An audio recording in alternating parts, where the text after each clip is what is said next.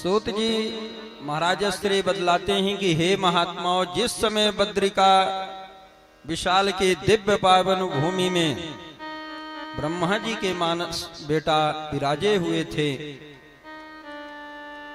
वहीं पर देवर्षि नारद जी हाथों में छड़ी लेकर के घुमाते हुए झटपट करते हुए वहीं से होकर के निकले। सनत कुमारों ने नारद जी को देख करके प्रश्न किया। चार भैया हैं तो चारों भैया ने नारद जी से एक एक प्रश्न किया। तो कितने प्रश्न हो गए? चार।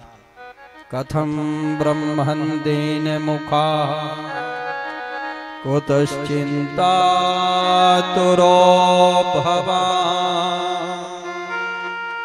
त्वरितं गम्यते कुत्रा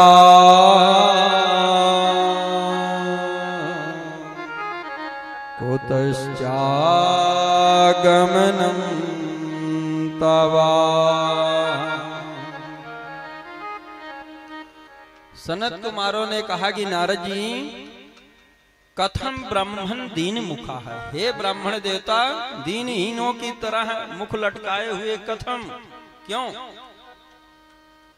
तो दूसरे ने कहा कि कुतश्चिंता तुरो भवान, हे नारद जी तुम्हें कौन सी ऐसी चिंता सता रही है भाई? तीसरे ने कहा कि त्वरितम गम्यते कुत्रा, इतनी त्वरित इतनी शीघ्रता के साथ कहां जा रहे हो महाराज? तो चौथे भैया ने प्रश्न किया, कुतश्चागमनम तवा, आपका आगमन इस समय कहां से हो रहा है? नारद जी, आप इदानीम शून्य चित्तोसी गतिवित्तो यथा जना, आपको देखने से ऐसा प्रतीत होता है जैसे किसी कंजूस की संपत्ति समाप्त होने के बाद वह देखने के लायक होता। वही स्थितियां आपकी हैं।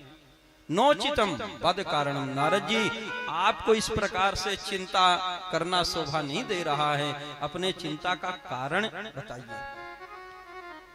संतों ने कहा कि नारद जी, भाई कोई गृहस्थ आश्रम का व्यक्ति चिंता करे तो बात समझ में आती है, क्योंकि गृहस्थी में बहुत सारे कोई न कोई अभाव बने रहते हैं, कोई न कोई समस्या आए दिन लगी रहती है। तो नारद जी आपके तो कोई पत्नी नहीं है, कोई परिवार बच्चे नहीं हैं, फिर भी आप यदि कोई मठाधीश किसी आश्रम का कोई महंत चिंता करे तो वह बात भी समझ में आती कि भाई आश्रम में कोई न कोई आपदा समस्या संकट आ गया होगा। लेकिन नारद जी आपके पास तो कोई मठ मंदिर है ही नहीं, आप निर्द्वंद महात्मा हो करके एकांत विचरण करते हैं, तो आपको चिंता करना शोभा नहीं देता। आप बताइए अपने कृपा करके, नोचितम बद कारणम, आप अपने चिंता का कारण बतलाइए। तब नारद जी ने कहा कि भैया, अहम तो पृथ्वी यातो ज्ञात्वा सर्वोत्तमा इति पुष्करम च प्रयागम च काशीं गोदावरीं तथा। नारद जी ने कहा कि भैया 14 भुवनों में मृत्यु लोक को मैं सर्वोत्तम जान करके इस मृत्यु लोक में आया कि मेरे मन को शांति मृत्यु लोक में जाने पर ही प्राप्त होगी। मैं मृत्यु लोक में आया और सामान्य जगह नहीं, पुष्करम च प्रयागं च काशीं गोदावरीं तथा, पुष्कर गया, प्रयाग गया, काशी गया, गोदावरी गया, हरिक्षेत्रम कुरुक्षेत्रम श्रीरंगम सेतु बंधनम एवमादिषु तीर्थेषु भ्रममाण इतस्तथा। इन्हें बड़े बड़े तीर्थों में मैं गया अपने मन की शांति की खोज में, लेकिन जहां कहीं मैं गया तो वहां पर देखा कि क्रांति ही क्रांति मची हुई है।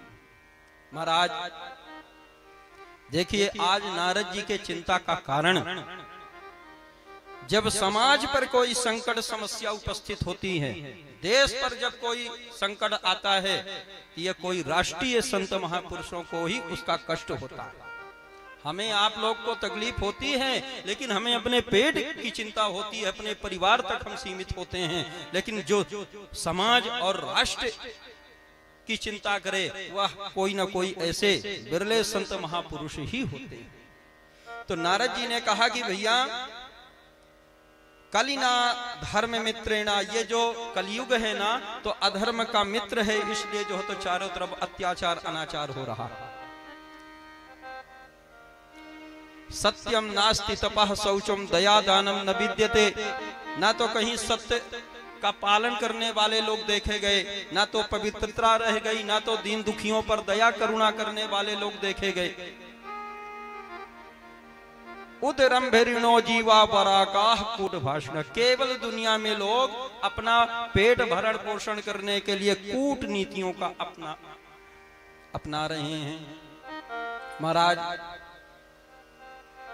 पाखंड निरतः संतो विरक्तः सपरिग्रहाः, आज जितने ऋषि मुनि महात्मा भी हैं वह सब पाखंडी होते जा रहे हैं।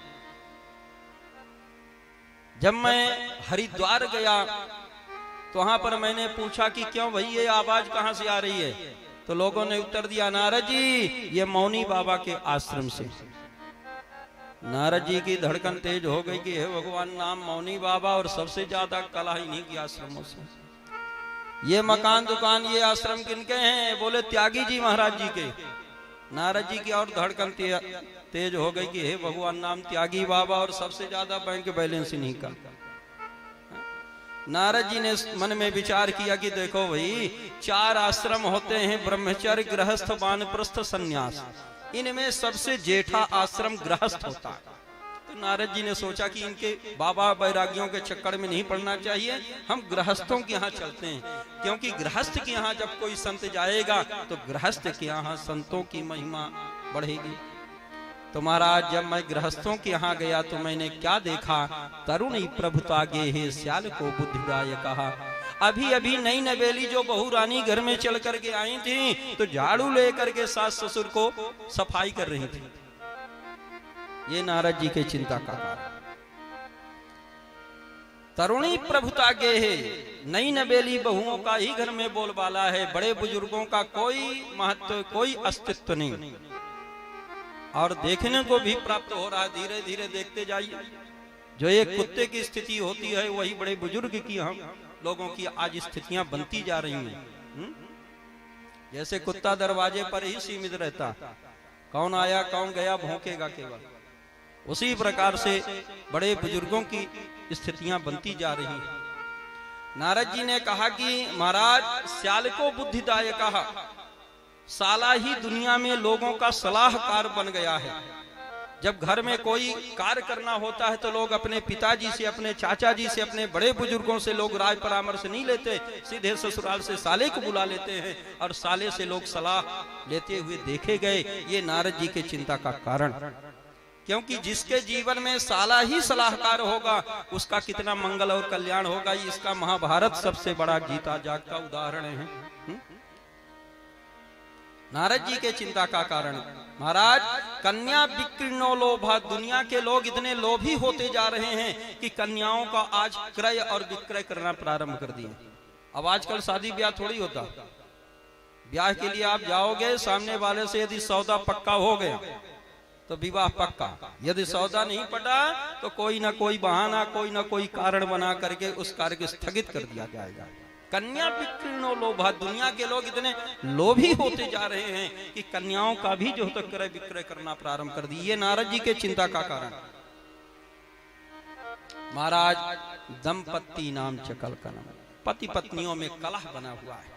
घरों में लोग एक दूसरे पर तने हैं, एक दूसरे पर संदेह की दृष्टि से देख रहे हैं और घर में हमेशा सर्वदा जो है तो कलह बना रहता। जिस घर में पति पत्नी में जितना कलह बना रहेगा, आए दिन झगड़ा होगा, समझ लीजिए कि यदि उस घर में लक्ष्मी होगी भी तो वह किसी न किसी बहाने निकल जाएगी। यदि हमें मन में कामना है कि लक्ष्मी हमारे घर शाश्वत नित्य निवास करे तो पति पत्नी में प्रेम होना चाहिए। जितना स्नेह, जितनी प्रीति, जितना प्रेम पति पत्नी में होगा उस घर में शाश्वत लक्ष्मी का नित्य निवास होता है। क्योंकि लक्ष्मी जो है ना तो शांति स्थान जाकर के खोजती। इसलिए प्रेम बना करके हमें अपने जीवन यात्रा करनी चाहिए। नारद जी ने कहा कि महाराज इतना ही नहीं, कामिन्यः केशशूलिन्यः संभवन्ति। नारद जी बहुत सारे अपने चिंता का कारण जब वर्णन किए, तब सनत कुमारों ने कहा कि नारद जी फिर आगे क्या हुआ। नारद जी ने कहा कि भैया जब मैं ऐसे ही आगे विचरण करता गया तो मैं वृंदावन गया। तो जब मैंने वृंदावन गया तो वहां पर मैंने एक दृश्य देखा। तत्राश्चर्यम मया दृष्टम, मेरे द्वारा एक आश्चर्य देखा गया भैया। उसके विषय में आप सुनिए।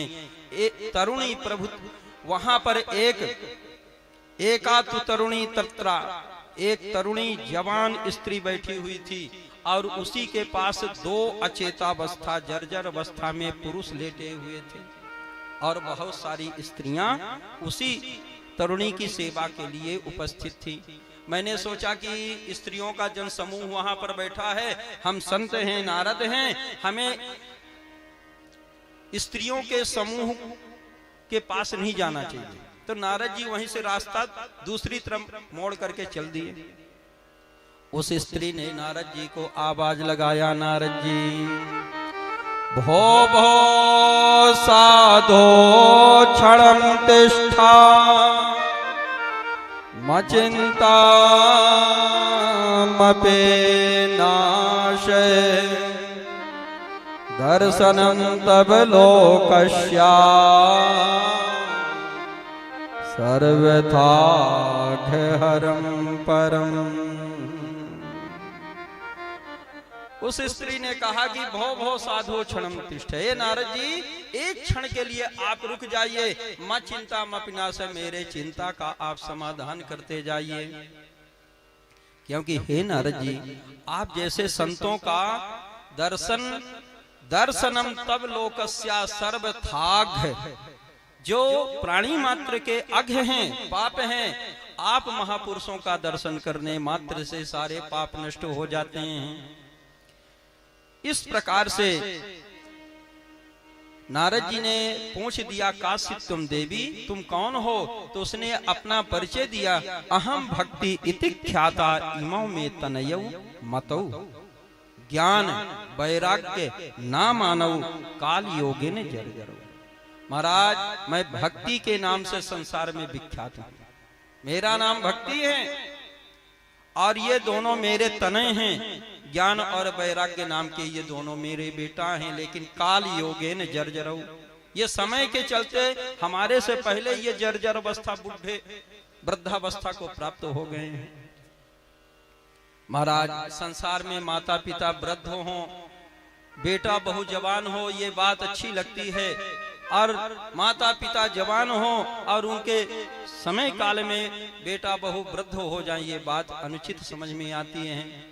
तब जाकर के नारद जी ने पूछा कि तुम कहां से कैसे चल करके आई? तो भक्ति ने कहा कि नारद जी सुनिए, मेरा आपके चरणों में निवेदन है। उत्पन्ना द्रविणे साहम वृद्धिं कर्णाटके गता क्वचित क्वचित महाराष्ट्रे गुर्जरे जीर्णतां गता। भक्ति मैया ने कहा कि नारद जी, मेरा जन्म तो द्रविड़ देश में हुआ और वृद्धिम कर्णाटके गता, जब मैं कर्नाटक की दक्षिण सीमा में जब मैं प्रवेश करी तो खूब उत्तरोत्तर मेरा उन्नति और विकास हुआ।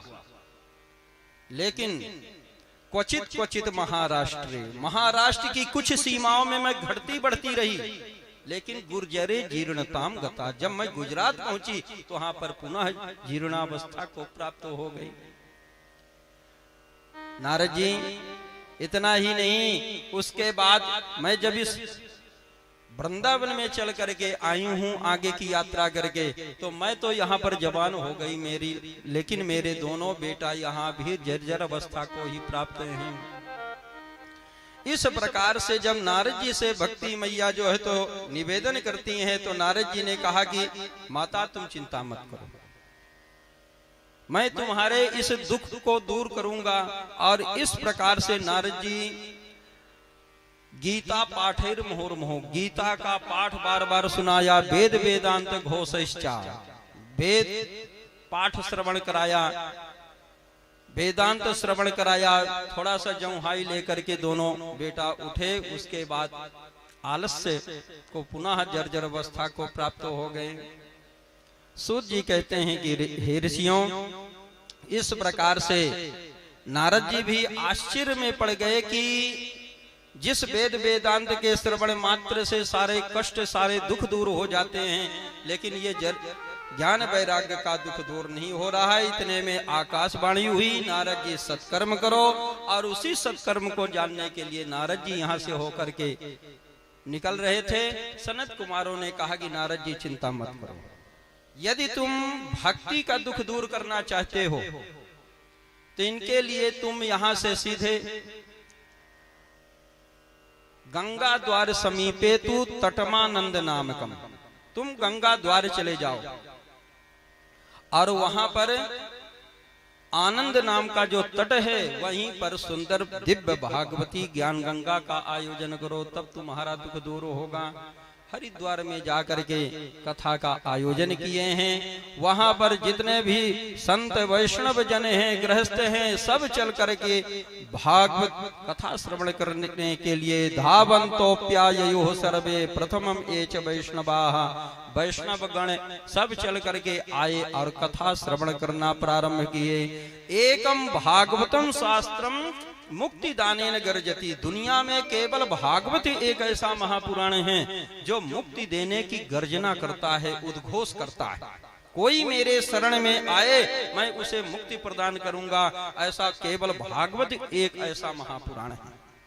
इस प्रकार से यस्य श्रवण मात्रेणा मुक्ति ही करतले स्थिता, जो भागवत जी की कथा श्रवण करते हैं तो मुक्ति ही करतले, करतल में मुट्ठी में आकर के मुक्ति महारानी कैद हो जाती हैं। इतनी बड़ी महिमा बतलाई गई है। श्लोकम श्लोकार्धम वा, यदि 18,000 श्लोक श्रवण हम ना कर सके तो श्लोकम एक श्लोक, श्लोकार्धम आधा श्लोक, श्लोक पादम वा, यदि एक अक्षर भी यदि हमारे कानों के माध्यम से हृदयस्थ वह शब्द प्रवेश कर जाते हैं तो जीवन के सारे पाप ताप नष्ट हो जाते हैं।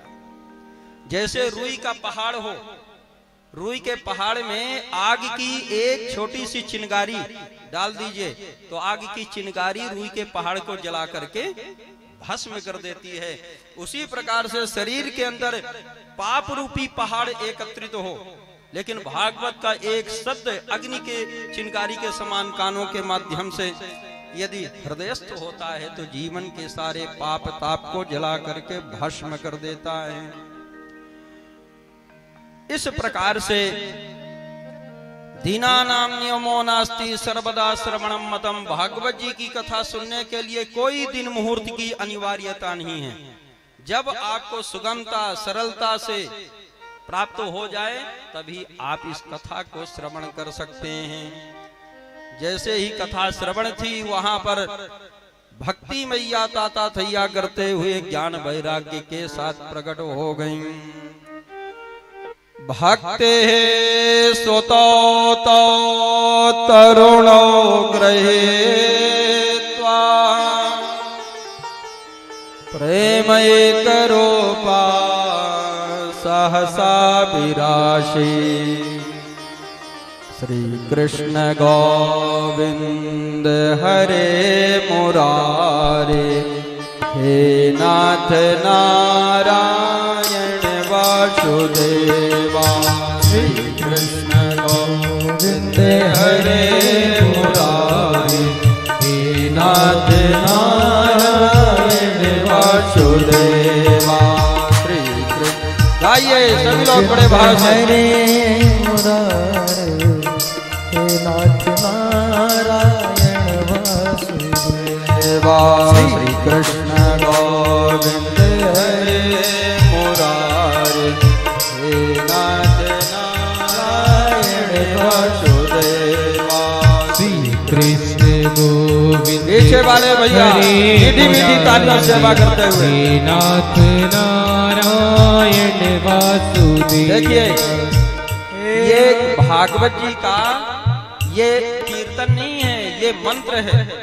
और इस मंत्र का यदि हम उच्चारण करते हैं और हाथों से ताली बजाते हुए, तो कहते हैं ना कि हाथों में जिसके जीवन रेखाएं बिगड़ी रहती हैं, हाथों में भाग की रेखा नहीं होती है, तो ताली बजाने से बिगड़ी हुई रेखाएं बन जाती हैं और हाथ में भाग्योदय हो जाता है। इसलिए दोनों हाथ ऊपर करके ताली बजाते हुए गा लीजिए, बोलिए श्री कृष्ण गोविंद हरे मुरारे नाथ नारायण वासुदेवा। श्री कृष्ण गोविंद हरे मुरारी हे नाथ नारायण वासुदेवा। हे नाथ नारायण वासुदेवा। हे नाथ नारायण वासुदेवा। हे नाथ नारायण वासुदेवा। हे नाथ नारायण वासुदेवा। श्री कृष्ण गोविंद हरे मुरारे हे नाथ नारायण वासुदेवा। श्री कृष्ण गोविंद हरे बड़े भाव से गाइए। हे नाथ नारायण वासुदेवा। हे लक्ष्मी नारायण वासुदेवा। हे लक्ष्मी नारायण वासुदेवा। हे भद्र नारायण वासुदेवा। हे भद्री नारायण वासुदेवा। जय जय श्री कृष्ण गोविंद हरे मुरारी हे नाथ नारायण वासुदेवा। श्री कृष्ण गोविंद हरे मुरारी हे नाथ नारायण वासुदेवा। राधे कृष्णा राधे कृष्णा कृष्णा कृष्णा राधे राधे। राधे कृष्णा कृष्णा कृष्णा राधे राधे। राधे कृष्णा कृष्णा कृष्णा राधे राधे। राधे कृष्णा कृष्णा कृष्णा राधे राधे। राधे कृष्णा कृष्णा कृष्णा राधे राधे। राधे कृष्णा कृष्णा कृष्णा राधे राधे। राधे कृष्णा कृष्णा राधे राधे राधे राधे राधे कृष्णा राधे राधे राधे हरे कृष्णा कृष्णा राधे राधे राधे कृष्णा राधे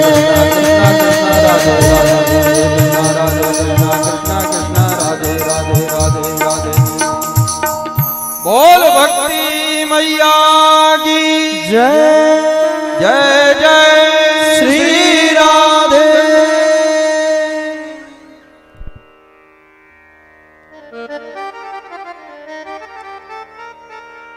सकल भुवन मध्ये निर्धनस्तेपि धन्या निवसति हृदय येषाम श्री हरेर भक्ति रेखा। समस्त भुवनों में वह धन्य है जिस भक्त के हृदय में भक्ति का नित्य निवास है। भगवान संसार के किसी भी बंधन में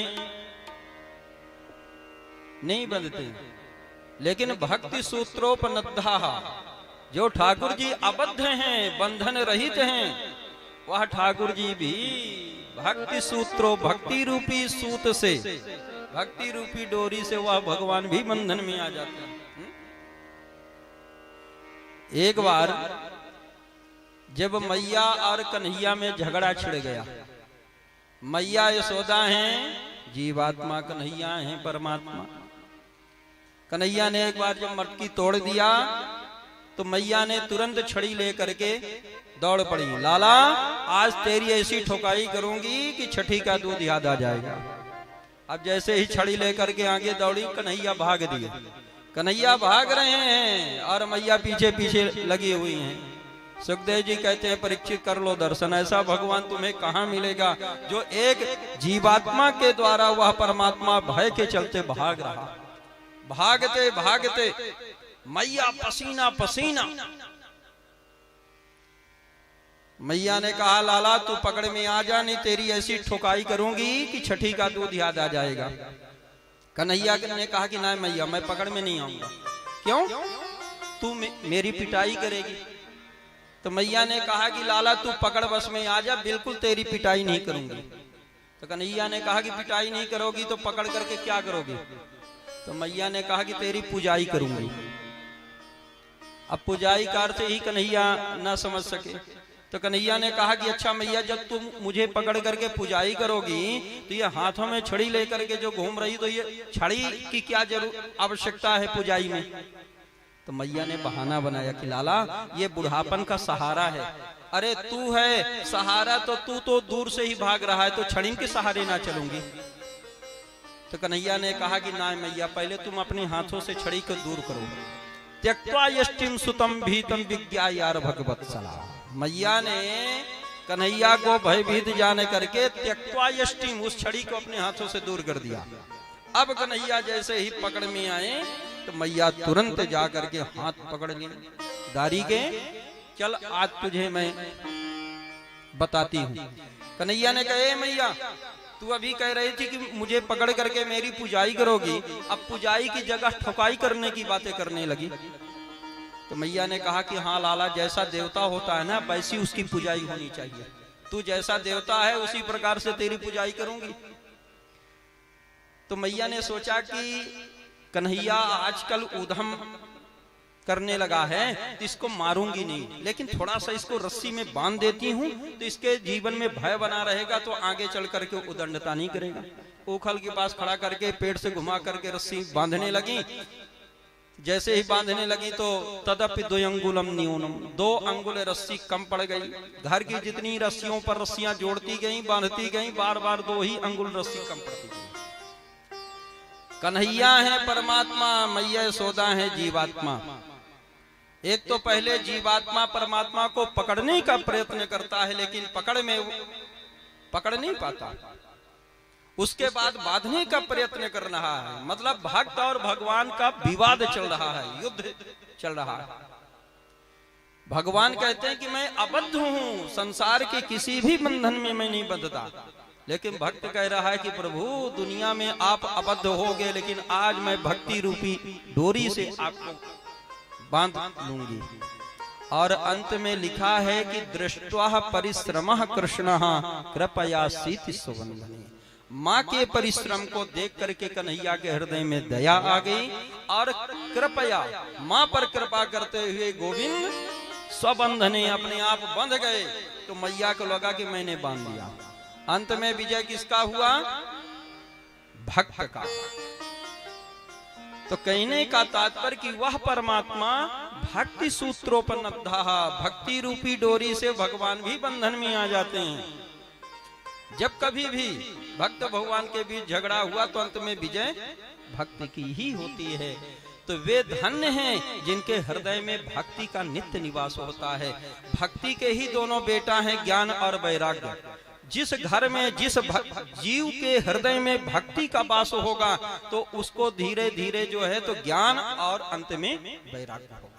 क्योंकि जहां पर माता जी रहेंगी, भक्ति मैया रहेंगी, वहां पर बेटा पुत्रों को अनायास चल करके आना पड़ेगा।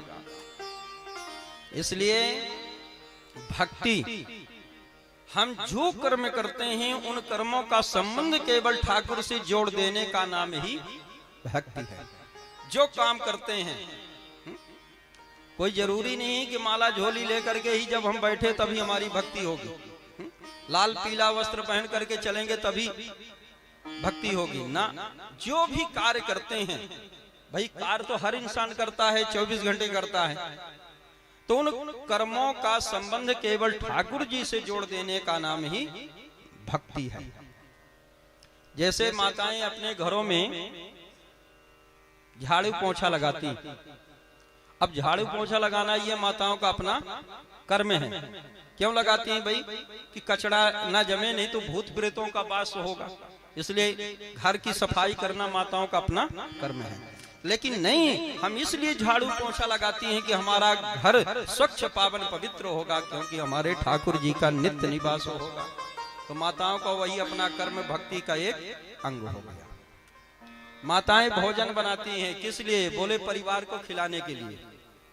तो भोजन बनाना माताओं का अपना कर्म है। लेकिन नहीं, हम भोजन इसलिए बनाती हैं कि बढ़िया भंडारा बनेगा तो हम ठाकुर जी को बढ़िया सुंदर से सुंदर भोग अर्पण करेंगे। तो माताओं का वही कर्म भक्ति का एक अंग हो गया। व्यापारी व्यापार करता है किस लिए? बोले परिवार को चलाने के लिए। लेकिन नहीं, हम व्यापार इसलिए करते हैं कि सुंदर व्यापार वृद्धि होगी तो हम ठाकुर जी की सुंदर से सुंदर सेवा कर सकेंगे। तो व्यापारी का वही कर्म भक्ति का एक अंग हो जाता है। मतलब कर्म तो हर इंसान करता है, लेकिन कर्म करने की कुशलता किन्हीं किन्हीं लोगों में होती है। इसलिए जो भी हम कर्म करें उन कर्मों का संबंध केवल ठाकुर जी से जोड़ देने का नाम ही भक्ति का एक अंग है। एक मंदिर में निर्माण कार्य चल रहा था, ध्यान पूर्वक सुने। कारीगर पत्थर को तोड़ने में लगे हुए थे। एक संत जी वहीं से होकर के निकले। संत जी ने कारीगर के पास जाकर के पूछ दिया, कहो भैया क्या कर रहे हो? कारीगर ने उत्तर दिया कि महाराज आपको दिखाई नहीं दे रहा क्या कर रहा हूं? अरे पत्थर तोड़ रहा हूं। संत जी ने कहा कि ठीक है भैया, पत्थर तोड़। आगे संत जी निकले, दूसरे कारीगर के पास जाकर के यही प्रश्न किया, कहो भैया क्या करते हो? तो दूसरे कारीगर ने क्या कहा? महाराज जी क्या बतलाऊं क्या करता हूं? अरे पत्थर तोड़ रहा हूं। पत्थर नहीं तोड़ूंगा तो पेट कैसे चलेगा, परिवार कैसे चलेगा? संत जी ने कहा कि ठीक है भैया तू भी पत्थर तोड़। संत जी आगे निकले, तीसरे कारीगर के पास जाकर के यही प्रश्न किया कि भैया क्या कर रहे हो? तो तीसरे कारीगर ने क्या किया? पहले हथौड़ा अपने भूमि पर रखा, संत जी के चरणों में जाकर के दंडवत प्रणाम किया और हाथ जोड़कर कहने लगा कि महाराज श्री, मैं तो और ठाकुर जी की कोई अन्य सेवाएं कर नहीं सकता हूं, कम से कम प्रभु के रहने के लिए आज मंदिर निर्माण की सेवा कर रहा हूं। कहने का तात्पर्य कि तीनों कारीगर एक समान वेतन के लिए, तीनों को समान वेतन मिल रहा है, तीनों का परिवार जुड़ा हुआ है। लेकिन एक वह कारीगर है जो पत्थर तोड़ते तोड़ते उसका पत्थर हृदय भी पत्थर बन गया है, और एक वह कारीगर है कि पत्थर तो तोड़ रहा है लेकिन उसके हृदय में ठाकुर जी की सेवा करने का भाव। कहने का तात्पर्य कि जो हम कर्म करें उन कर्मों का संबंध केवल ठाकुर जी से जोड़ दें, वही हमारा आपका कर्म ही भक्ति का एक अंग हो जाता है। जो भी कर्म करें, इस प्रकार से भक्ति ज्ञान वैराग्य की स्थापना हुई। देवर्षि नारद जी ने सनत कुमारों से प्रश्न किया, के विशुद्धयन्ति वदन्तु मह्यम। भैया भागवत जी की कथा से कैसे कैसे लोगों का कल्याण होता है, कृपा करके हमें बताएं। तो सनत कुमारों ने कहा कि नारद जी ये तुम्हारा प्रश्न ही गलत है। अरे भागवत जी की कथा सुनने के बाद भी दुनिया में कोई पापी अवशेष रह सकता है? भागवत जी की कथा की तो इतनी बड़ी महिमा है कि दुनिया में लोग उतने पाप करके संग्रह नहीं कर सकते हैं जितने पापों को नष्ट करने का सामर्थ्य श्रीमद् भागवत जी में। सुनो नारद जी, मैं तुम्हें बताता हूं कि कैसे कैसे लोगों का कल्याण होता है। ए मानवाः पाप कृतस्तु सर्वदा सदा दुराचार रता विमार्गगा क्रोधाग्निदग्धाः कुटिलाश्च कामिनाः सत्ताः यज्ञेन कलौ पुनन्ति ते। सनत कुमारों ने कहा कि नारद जी, ए मानवाः पाप कृतस्तु सर्वदा, जो मानो सदा सर्वदा केवल पाप कर्म किया हो, पाप के सिवाय अन्य दूसरा कार्य न किया हो, सदा दुराचार जो हमेशा दुराचार में ही रत रहा हो, बीमार का गाहा जो हमेशा गलत मार्गों में चलने वाला हो, कुटिलश्च कामिना जिसका हृदय कुटिल हो, कामी हो, सप्ताह यज्ञेन कलौ पुनन्ति ते। नारद जी, ऐसे पापी प्राणी भी भागवत जी की कथा श्रवण मात्र से पुनन्ति ते पवित्र हो जाते हैं। जिसने अपने माता पिता की सेवा न किया हो, एक बार भी अग्नि में हवन न किया हो, तीर्थ यात्राएं न किया हो, दुनिया का वह चाहे स्त्री हत्यारा, बाल हत्यारा, भ्रूण हत्यारा, गो हत्यारा ही क्यों ना हो, लेकिन सप्ताह यज्ञेन कलौ पुनन्ति ते। भागवत जी की कथा श्रवण करने मात्र से बड़े पापी भी तर जाते हैं, मुक्ति को प्राप्त हो जाते हैं। नारद जी, भागवत जी की महिमा के विषय में मैं तुम्हें कहां तक वर्णन करूं। अरे जीते जी जो कोई सुनेगा तो वो तो तर ही जाएगा। कदाचित कोई प्राणी इस कथा को सुने बगैर यदि संसार से विदा ले लिया तो मरने के बाद उस जीव के मुक्ति उद्धार के लिए यदि इस कथा को श्रवण करा दिया जाए तो उसका भी उद्धार हो जाता है। तब नारद जी हाथ जोड़ करके खड़े हो गए। अरे भैया, ये बात अब हमको हजम नहीं हो रही। जीते जी कोई इस कथा को सुन करके तर जाए, ये बात तो हमको समझ में आ रही है, लेकिन मरने के बाद भूत प्रेत आदि की योनियों में इस कथा को सुना दिया जाए, उसका भी उद्धार हो जाता है, ये बात हमको कुछ हजम नहीं हो रही है। सनत कुमारों ने कहा कि क्यों नारद जी? नारद जी ने कहा कि क्या इतिहास में कोई ऐसा प्रमाण है? यदि प्रमाण है तो कब, कहां, कैसे हुआ है, कृपा करके हमें बतलाएं। तब यहाँ से जो है तो सनत कुमारों ने नारद जी को गोकर्ण और धुंधकारी का दृष्टांत के रूप में यहाँ पर दिया कि मरने के बाद भी यदि जीव के उद्धार के निमित्त यदि इस कथा को श्रवण करा दिया जाता है तो उसका भी उद्धार हो जाता है। जो जीते जी सुनेगा वो तो तर ही जाएगा, मरने के बाद भी यदि जीव को कथा सुनाया जाए तो उसका भी कल्याण होता है। अत्र ते कीर्तयिष्यामः इतिहासं पुरातनम् यस्य श्रवण मात्रेण पापहानि प्रजायते।